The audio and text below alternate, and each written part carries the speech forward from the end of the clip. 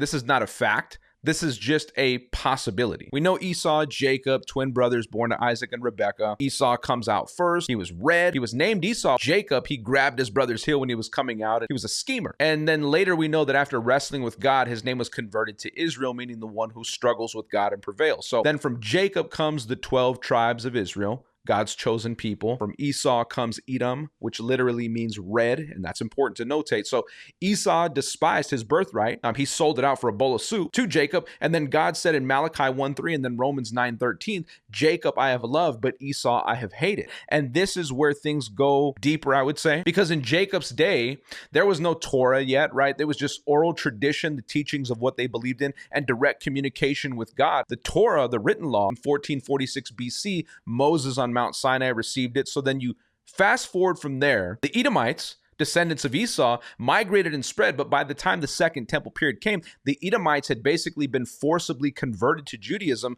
under John Hyrcanus in the 2nd century BC, and that's a historical fact.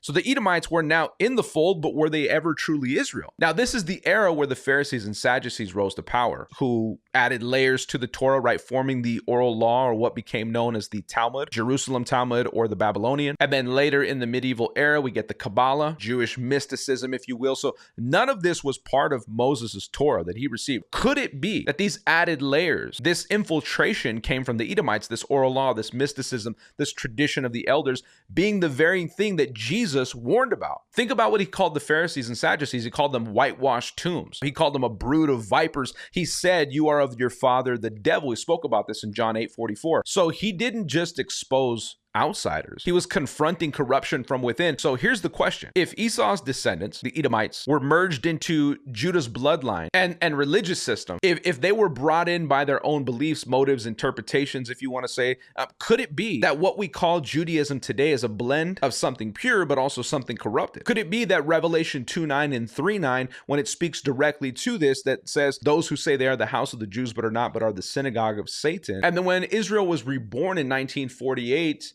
by the Rothschilds through the Balfour Declaration, whose name literally means red shield, right? Rothschild.